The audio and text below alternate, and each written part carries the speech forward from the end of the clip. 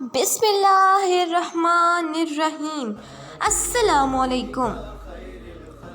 زید بن سہل نجاری کو جب یہ بات معلوم ہوئی کہ ام سلیم اپنے شوہر کی وفات کے بعد بیوہ ہو گئی ہیں تو وہ مسرت سے اچھل پڑے، اور ان کی یہ خوشی کچھ زیادہ حیران کن بھی نہیں تھی، کیونکہ ام سلیم ایک پاک دامن، سنجیدہ و باوقار اور مجموعہ صفات خاتون تھی۔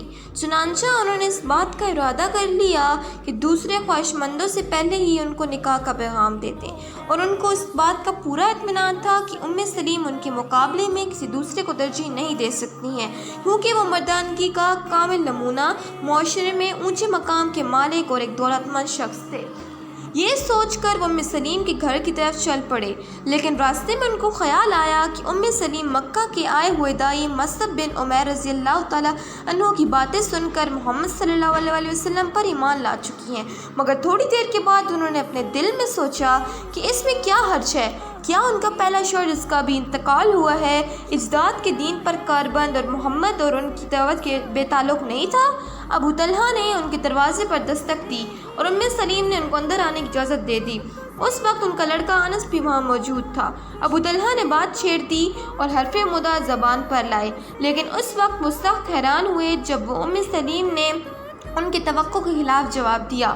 ابو طلحہ، آپ جیسے شخص کی بات رد نہیں کی جا سکتی، لیکن جب تک آپ کفر پر قائم ہیں میں آپ سے نکاح نہیں کر سکتی۔ ابو طلحہ سمجھے کہ ام سلیم بہانہ کر رہی ہیں، دراصل وہ کسی ایسے شخص کو میرے اوپر ترجیح دے چکی ہیں جو مال اور افرادی قوت کے لحاظ سے مجھ سے بڑھ کر ہے۔ چنانچہ انہوں نے کہا کہ ام سلیم، خدا کی قسم میں سمجھتا ہوں کہ تمہارے انکار کی اصل وجہ یہ نہیں ہے۔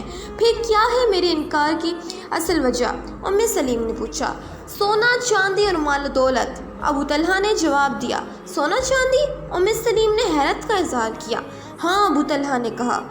ابو طلحہ، میں آپ کو اللہ تعالیٰ اور اس کے رسول کو گواہ بنا کر کہتی ہوں کہ اگر آپ اسلام قبول کر لیں تو میں سونا چاندی اور مال و دولت کے بغیر آپ سے نکاح کر لوں گی اور آپ کے اسلام کو اپنا مہر قرار دوں گی۔ لیکن ام سلیم رضی اللہ تعالیٰ عنہ نے موقع کو غنیمت سمجھتے ہوئے گرم لوہے پر مزید ضرب لگائی۔ ابو طلحہ، کیا آپ کو یہ بات نہیں معلوم کہ اللہ کو چھوڑ کر آپ جس کی پرستش کرتے ہیں وہ زمین سے آگاہ ہوا ہے؟ کیوں نہیں؟ میں یہ بات اچھی طرح جانتا ہوں۔ ابو طلحہ کے لہجے میں قدر ندامت تھی۔ تو کیا آپ کو کبھی اس بات پر شرمندگی کا احساس نہیں ہوتا کہ درخت کے ایک ٹکڑے کو معبود بنا کر آپ اس کی پوجا کرتے ہیں؟ ابو طلحہ، اگر آپ مسلمان ہو جائیں تو میں آپ کے ساتھ رشتہ ازدواج میں منسلک ہونے پر راضی ہوں۔ مجھے دائرہ اسلام میں داخل کون کرے گا؟ ابو طلحہ نے پوچھا۔ یہ کام میں خود کر لوں گی، حضرت ام سلیم نے جواب دیا۔ وہ کس طرح؟ ابو طلحہ نے وضاحت چاہی۔ وہ اس طرح کہ اپنے آپ اپنی زبان سے کلمہ حق ادا کرتے ہوئے اس بات کی شہادت دیں کہ اللہ کے سوا کوئی معبود نہیں اور محمد صلی اللہ علیہ وسلم اللہ تعالیٰ کے رسول ہیں۔ پھر آپ اپنے گھر جائیں اور اپنے بت کو توڑ کر پھینک دیں۔ حضرت ام سلیم رضی اللہ تعالیٰ عنہ نے سمجھاتے ہوئے کہا۔ یوں حضرت ام سلیم نے ابو طلحہ رضی اللہ تعالیٰ عنہ کے اسلام قبول کرنے کے بعد ان سے نکاح کر لیا۔ اس روز سے حضرت ابو طلحہ رضی اللہ تعالیٰ عنہ اسلامی جماعت میں شامل ہو گئے اور انہوں نے اپنی غیر معمولی اور بے مثال صلاحیتیں اسلام کی خدمت کے لیے وقف کر دیں۔ وہ ان 70 افراد میں سے تھے جو بیعت عقبہ میں شریک ہوئے۔ اس وقت ان کے ساتھ ان کی بیوی حضرت ام سلیم بھی ان کے ساتھ تھیں۔